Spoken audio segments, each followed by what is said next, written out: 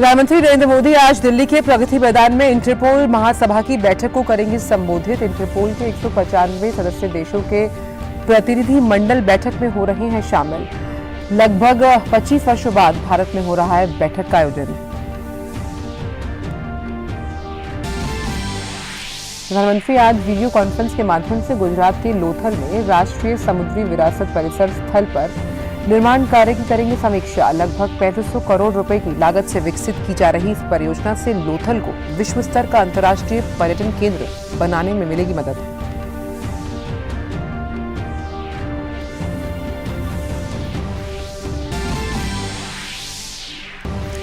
गुजरात के गांधीनगर में आज एशिया की सबसे बड़ी एरोस्पेस और रक्षा प्रदर्शनी डिफेंस एक्सपो 2022 का आगाज।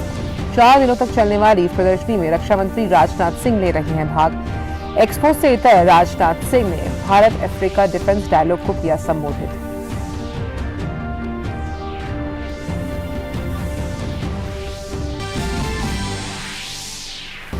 संयुक्त राष्ट्र महासचिव एंटोनियो गुतेरेस आज भारत यात्रा पर पहुंचेंगे नई दिल्ली। मुंबई 26/11 के शहीदों को देंगे श्रद्धांजलि। 20 अक्टूबर को गुजरात में पीएम मोदी के साथ यूएनएसजी मिशन लाइफ की पुस्तिका, लोगो और टैगलाइन का करेंगे शुभारंभ।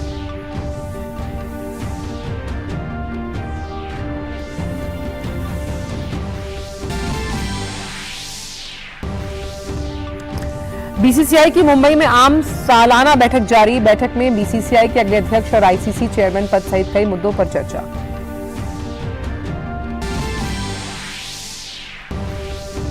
फ्रांस और रियल मैड्रिड के स्ट्राइकर करीम बेंजेमा ने जीता सर्वश्रेष्ठ पुरुष खिलाड़ी का प्रतिष्ठित बैलन डी आर पुरस्कार। महिला वर्ग में बार्सिलोना की एलेक्सिया पुटेलेस ने जीता पुरस्कार। वहीं मैनचेस्टर सिटी बनी क्लब ऑफ द ईयर।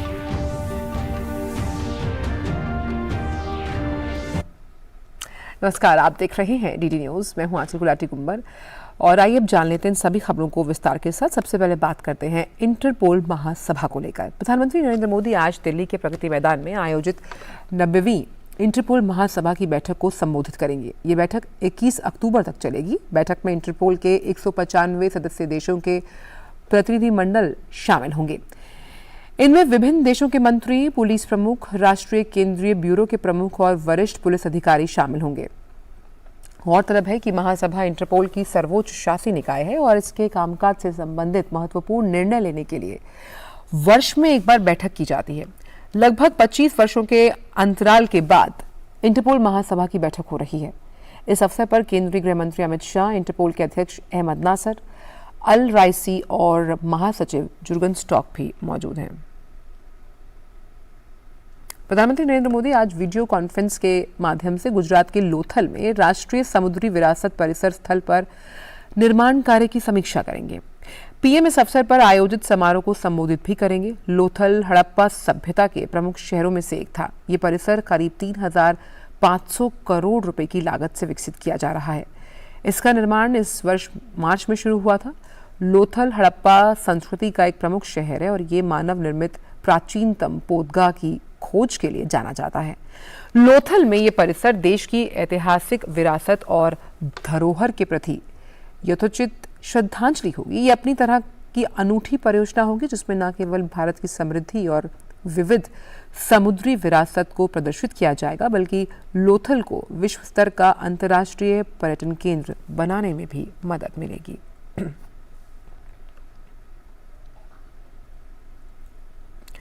आज से डिफेंस एक्सपो 2022 की गुजरात के गांधीनगर में शुरुआत हो रही है। इस बार डिफेंस एक्सपो के इस 12वें संस्करण की थीम है पाथ टू प्राइड, यानी गौरव का पथ, जो रक्षा उत्पादन में आत्मनिर्भर बनने की भारत की प्रतिबद्धता को दर्शाता है। भारत और अफ्रीका के बीच साइबर स्पेस और आतंकवाद से मुकाबले के क्षेत्र में आपसी सहयोग की संभावना तलाश करने के लिए रक्षा मंत्री राजनाथ सिंह गुजरात के गांधीनगर में आज अफ्रीकी देशों के अपने समकक्षों के साथ बैठक करेंगे।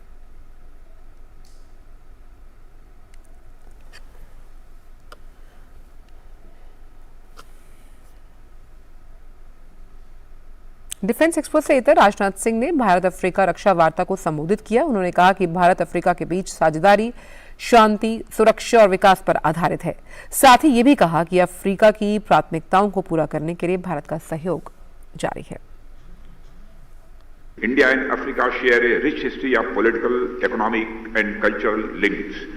The feeling of solidarity, mutual trust, and confidence born in the days of colonialism continues to drive India-Africa cooperation to this day. India has been one of the strongest advocates of African decolonization and has worked for the end of racist and apartheid regimes of the past. As a nation, we have great respect and affection for our African brothers and sisters.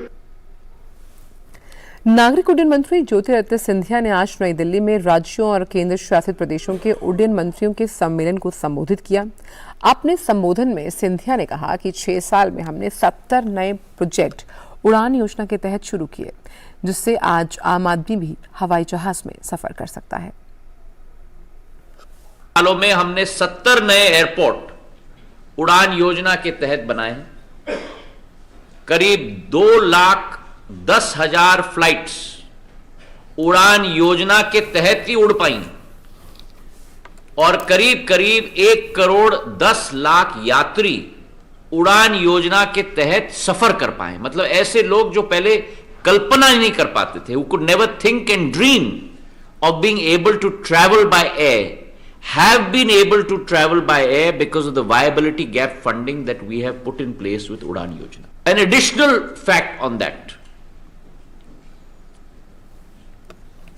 जहां तक connectivity की बात है, उड़ान योजना के तहत we have been able to connect multiple new centers and states.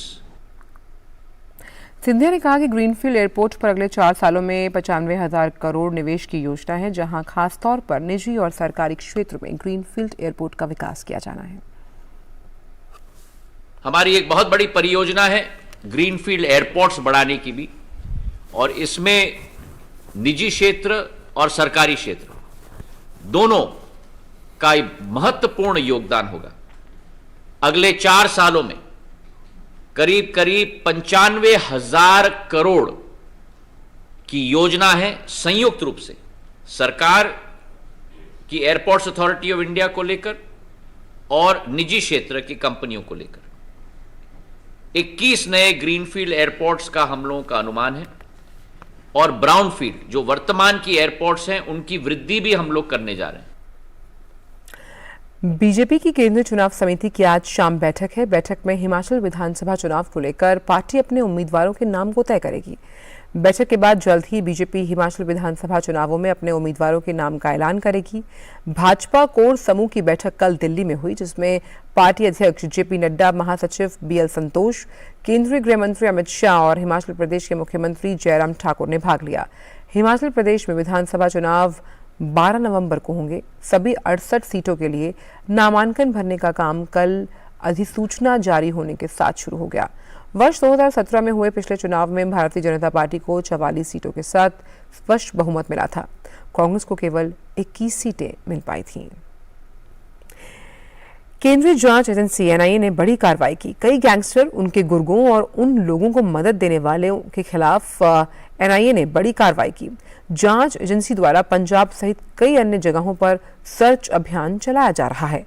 जानकारी के मुताबिक आतंकवादी गैंगस्टरों का सहयोग ले रहे हैं। गौरतलब है कि अब तक की गई छापेमारी में हथियार बरामद हुए हैं।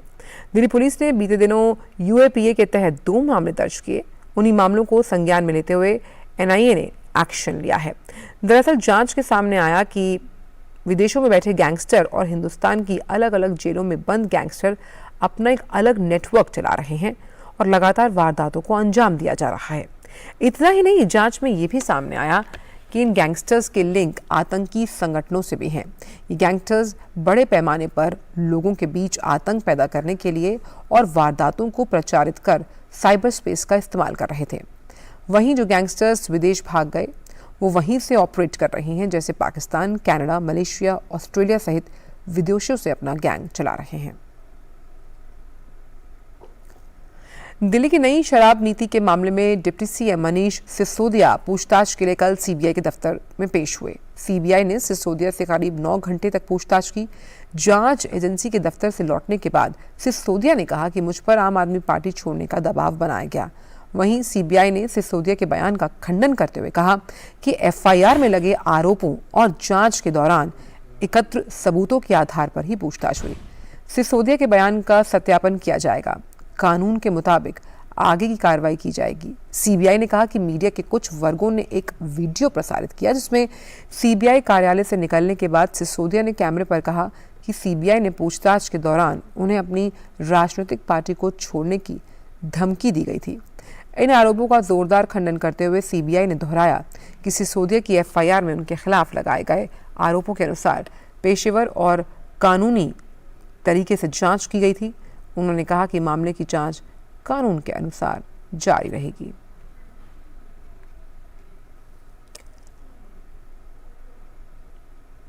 संयुक्त राष्ट्र के महासचिव एंटोनियो गुतेरेस भारत के 3 दिवसीय दौरे पर आज नई दिल्ली पहुंचेंगे। इस साल जनवरी में अपना दूसरा कार्यकाल संभालने के बाद ये उनकी पहली भारत यात्रा होगी। अपनी यात्रा के दौरान एंटोनियो गुतेरेस मुंबई में 26/11 को हुए आतंकी हमले में मारे गए लोगों को श्रद्धांजलि देंगे।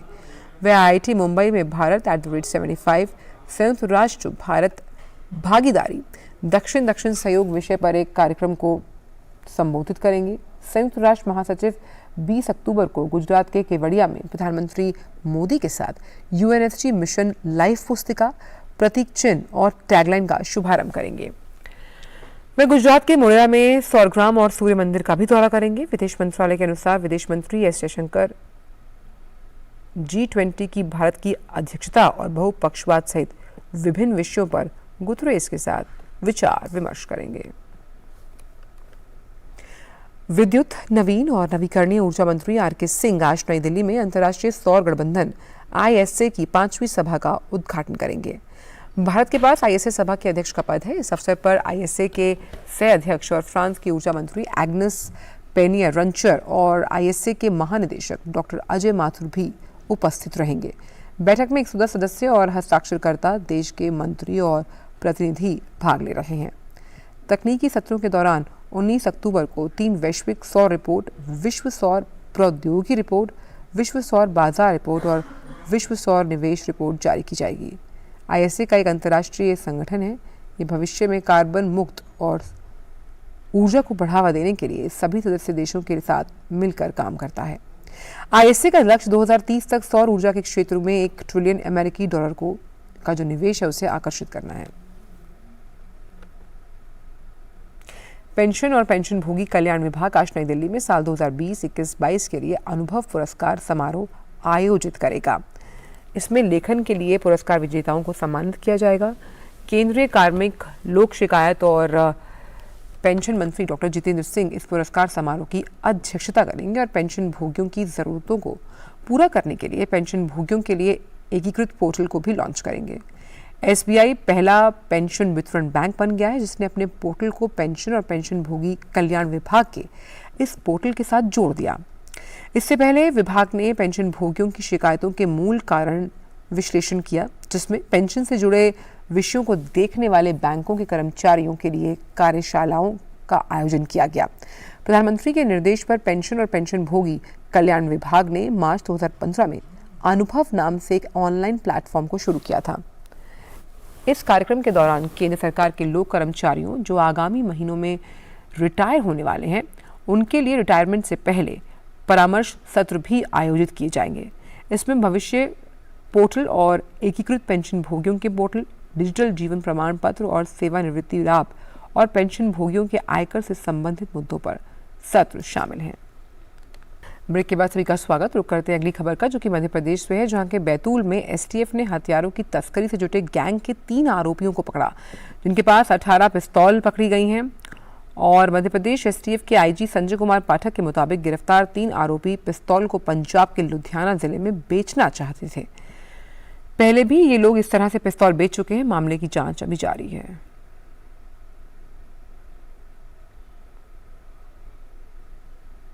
महाराष्ट्र के पुणे शहर में सोमवार को भारी बारिश हुई, जिससे कई इलाकों में भारी जल जमाव हो गया।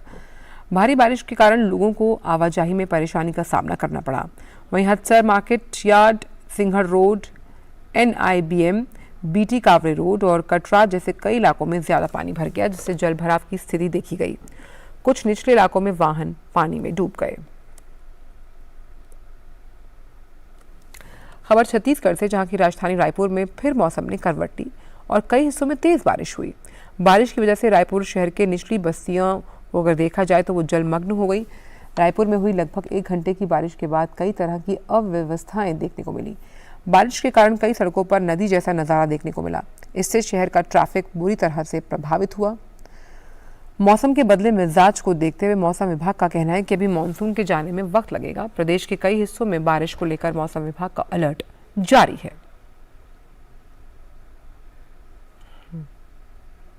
खबर मुंबई से, जहां के हवाई अड्डे का रनवे आज सुबह 11 बजे से शाम 5 बजे तक मरम्मत कार्यों के लिए बंद है। इस वार्षिक गतिविधि के कारण कई उड़ानों का समय बदला गया। छत्रपति शिवाजी महाराज अंतर्राष्ट्रीय हवाई अड्डे के अधिकारियों ने बताया कि मरम्मत कार्य आज दोनों रनवे पर किया जाएगा।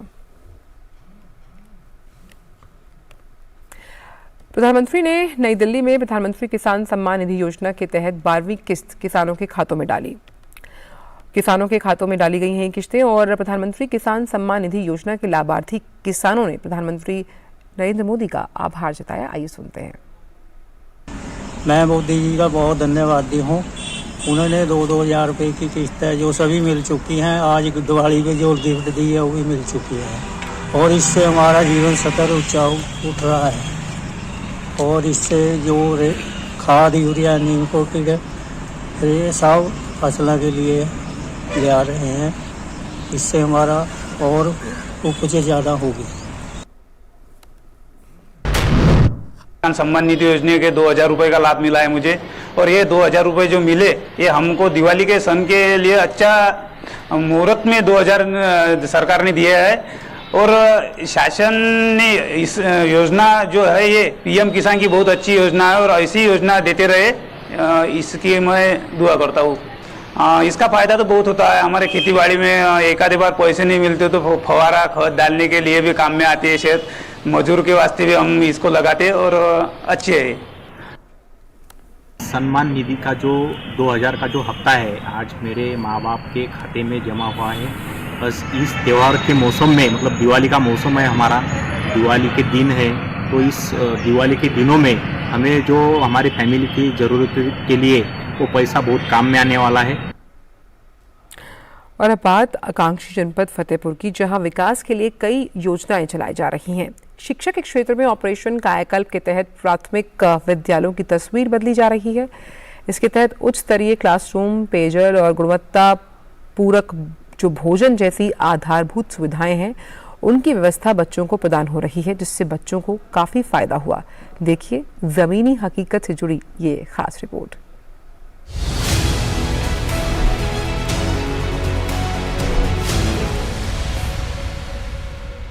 आकांक्षी जनपद फतेहपुर में शिक्षा के क्षेत्र में ऑपरेशन कायाकल्प के तहत प्राथमिक विद्यालयों की तस्वीर बदल गई है। उच्च स्तरीय क्लासरूम, पेयजल और गुणवत्ता परक भोजन जैसी आधारभूत सुविधाओं की व्यवस्था बच्चों को प्रदान की जा रही है। जनपद फतेहपुर के पहरवापुर कंपोजिट विद्यालय में बच्चों को बेहतर शिक्षा के साथ साथ उनके बौद्धिक विकास पर भी ध्यान दिया जाता है। विद्यालय की प्रधानाध्यापिका के मुताबिक बच्चों के शैक्षिक विकास को ध्यान में रखते हुए बच्चों के अंदर छिपे कौशल को निखारने का भी प्रयास किया जा रहा है।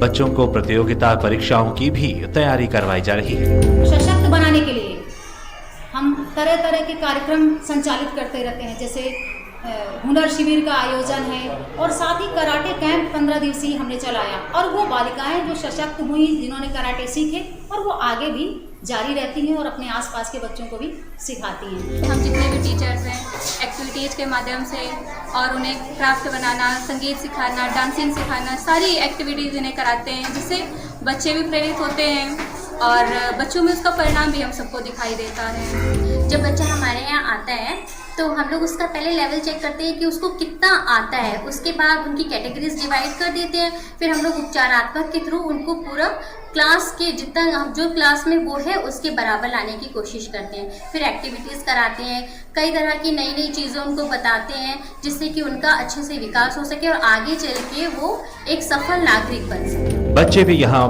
पढ़कर खुश हैं। उनके मुताबिक शिक्षक उन्हें अच्छे TLM के माध्यम से बड़ी आसानी से मुश्किल चीजों को समझाती हैं, जहां उन्हें पहले गणित विज्ञान जैसे विषयों से डर लगता था, तो अब ये विषय उन्हें अच्छे लगने लगे हैं। मुझे बहुत कुछ आने लगा। पहले मुझे इतना अच्छा डांस नहीं आ रहा था, जैसे यहाँ पे मैं पढ़ने लगी मुझे डांस आने लगा और अच्छी अच्छी चीज़ें भी मुझे सीखने के लिए मिली। कई सारी चीज़ें बनाना, झालर बनाना और बहुत सारी चीज़ें करना और प्रदर्शन में बोलना और चार्ट में बनाना, बहुत सारी चीज़ें बनाना सिखाया जाता है। जनपद के मरवा ब्लॉक स्थित यह विद्यालय बच्चों से बेहतर पठन पाठन के लिए जाना जाता है। यही कारण है कि आसपास के गांव से अभिभावक प्राइवेट स्कूलों से अपने बच्चों का नाम कटवाकर इस विद्यालय में लिखवा रहे हैं। हमारे बच्चों को देखो बहुत आता है, बहुत फर्क पड़ा पढ़ाने से।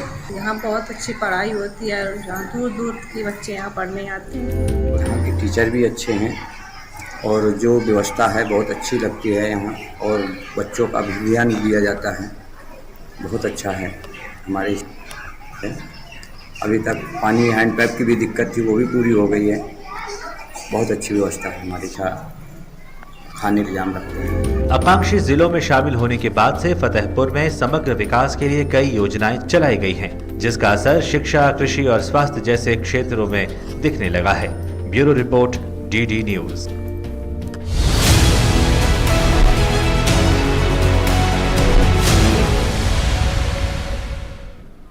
और अब खबर शेयर बाजार से जुड़ी हुई। मजबूत वैश्विक संकेतों के बीच भारतीय शेयर बाजार आज तेजी के साथ खुला।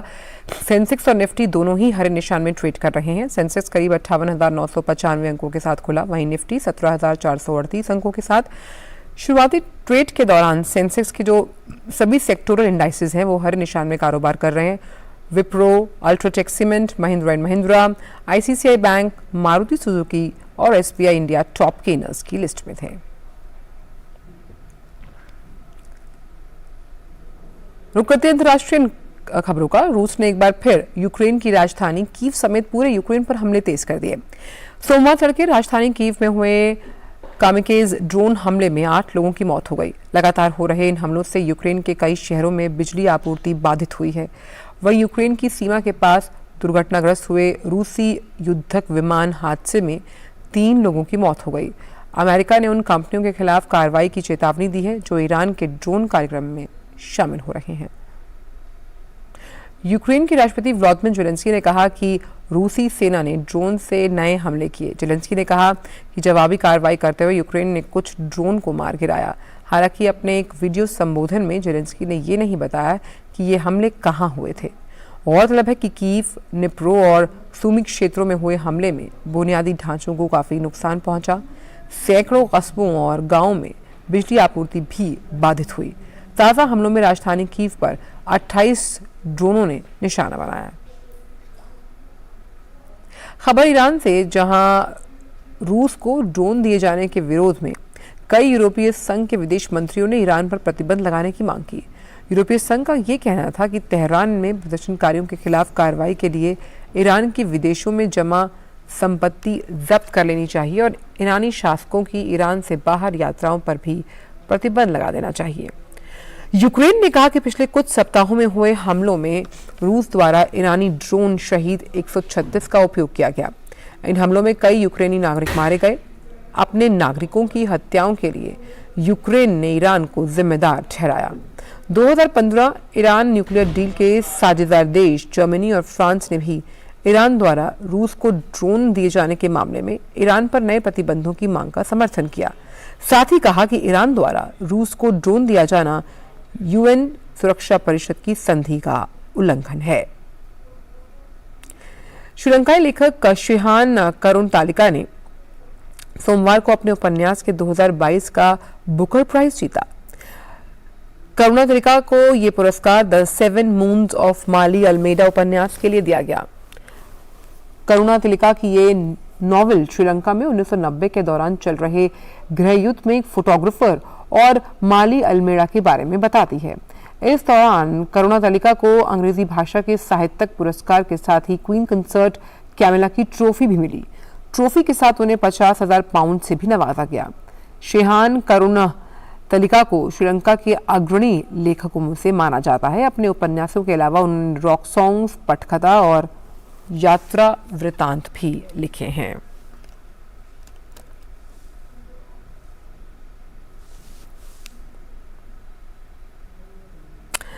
रुक करते हैं खेल की खबरों का। भारतीय क्रिकेट कंट्रोल बोर्ड की सालाना बैठक आज मुंबई में हो रही है। इस बैठक में बीसीसीआई के अगले अध्यक्ष और आईसीसी चेयरमैन पद सहित कई मुद्दों पर चर्चा हो रही है।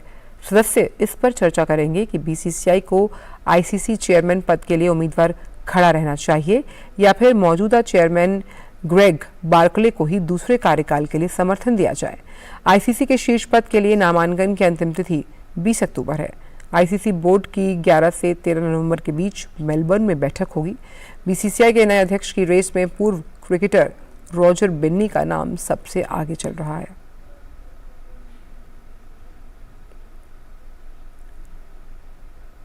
जितनी ज्यादा सड़कों पर महिलाएं होंगी उतनी ही ज्यादा सड़कें महिलाओं के लिए सुरक्षित होंगी। कुछ इसी सोच के साथ जब राजस्थान में सफेद सलवार सूट और गुलाबी जैकेट पहने बड़ी चौपड़ और परकोटे के पर्यटन स्थलों पर जब महिलाएं ई रिक्शा चलाते हुए निकलती हैं तो हर कोई इनकी तारीफ करने से नहीं चूकता। पूरे आत्मविश्वास से सराबोर ये महिलाएं विदेशी और देशी पर्यटकों को पर्यटन स्थल और शहर का भ्रमण करा रही हैं। आइए देखते हैं। अगर इरादे मजबूत हो और व्यक्ति कुछ कर गुजरने की ठान ले तो व्यक्ति क्या नहीं कर सकता, और यही मिसाल पेश की है जयपुर की रेणु शर्मा ने। रेणु जिस कंपनी में रिक्शा चलाने की ट्रेनिंग लेने गई थी, आज उसी कंपनी में एमडी के पद पर पहुंच गई है और रिक्शा चलाकर अपने परिवार का तो भरण पोषण कर ही रही है, साथ ही अन्य महिलाओं को भी प्रोत्साहन दे रही है। रेणु बताती हैं कि वे नर्सिंग जॉब करती थी, परंतु रात की शिफ्ट होने पर उन्हें अपनी 2 बेटियों को घर पर अकेला छोड़ने का रिस्क होता था। ऐसे में उन्होंने रिक्शा चलाने की ट्रेनिंग ली और अब उन्होंने स्वयं का रिक्शा भी खरीद लिया है। हमारी पिंक सिटी रिक्शा कंपनी की एक सपना था कि हम 200 महिलाओं को ट्रेनिंग दें, लेकिन अभी तक तो 100 महिलाओं को ट्रेनिंग दे सके हैं क्योंकि बीच में कोरोना काल आ गया था। तो इसमें से 100 महिलाएं तो ट्रेंड है, लेकिन 50 अभी अपने रोजगार पे है। वो भी पिंक सिटी रिक्शा चलाती है और ग्रुप में हम टूरिस्टों को लेके घूमते हैं तो उन्हें भी अच्छा लगता है, सबको अच्छा लगता है। हम तो यही चाहते हैं कि हमारी जो 200 महिलाओं का सपना है हम वो पूरा करें। हमारी पिंक सिटी 200 महिलाओं को रोजगार दे, लेकिन अभी जैसे हम मार्केट से निकलते हैं तो कई महिलाओं का मन करता है कि हम भी रिक्शा चलाएं, तो इसलिए हमें देख के कई महिलाएं आगे बढ़ रही है। ऐसी बात नहीं है, और हम तो यही संदेश देते हैं सबको कि हर लेडीज एक दूसरे को देख के और आगे बढ़ने की कोशिश करें। रेणु बताती हैं कि महिला रिक्शा चालक को देखकर लोग अचंभित होते हैं, लेकिन लोग उनकी सराहना भी करते हैं। देशी विदेशी पर्यटक भी उनके साथ सवारी करके खुश होते हैं। मैंने ई रिक्शा चलाना पिंक सिटी रिक्शा कंपनी से सीखा है और मुझे इस काम में बहुत अच्छा लगता है और बहुत अच्छा ही काम है, और इस काम में कोई शर्म नहीं, कोई मतलब ऐसा नहीं है कि कोई गलत काम है। इसमें हम फॉरेनर टूरिस्ट घुमाते हैं, ऑनलाइन बुकिंग लेते हैं, होटल से गेस्ट को लेते हैं, उनसे इंग्लिश में बात करते हैं। हमें खुद को इतना गर्व महसूस होता है अपने आप पे। हम सबको इतना वो लगता है कि हम फॉरेनर टूरिस्ट घुमा रहे हैं। हमें लोग देखते हैं तो ऐसे घूर घूर के देखते रहते हैं कि ये फॉरेनर टूरिस्ट घुमा रहे हैं। इतनी इंजॉय ऐसे करते हैं। फॉरेनर टूरिस्ट हमारे साथ बहुत खुश रहते हैं और हम बहुत इंजॉय करते हैं उनके साथ में, वो भी हमारे साथ बहुत इंजॉय करते हैं। ऊपर उठ रही हैं, सेल्फ कॉन्फिडेंस उनमें ज़्यादा आ रहा है। अब वो थोड़ा दब के नहीं रहेंगी, थोड़ा भाई हम कमा रहे हैं उनके अंदर। महिलाएं इनसे प्रेरणा लेंगी और महिलाएं जो है ना वो हिम्मत करके अपने रोजगार में जो है वो हिस्सा लेंगी। रिक्शा चलाने की ट्रेनिंग जिस कंपनी में की, आज उसी कंपनी में एमडी बनकर रेणु शर्मा ने नारी शक्ति की मिसाल पेश की है। इससे न सिर्फ समाज को प्रेरणा मिली है, बल्कि वो नारी शक्ति का उदाहरण भी है। हनुमान जायसवाल की रिपोर्ट, दूरदर्शन समाचार, जयपुर। और फिलहाल समाचारों में इतना ही। दीजिए इजाजत। नमस्कार।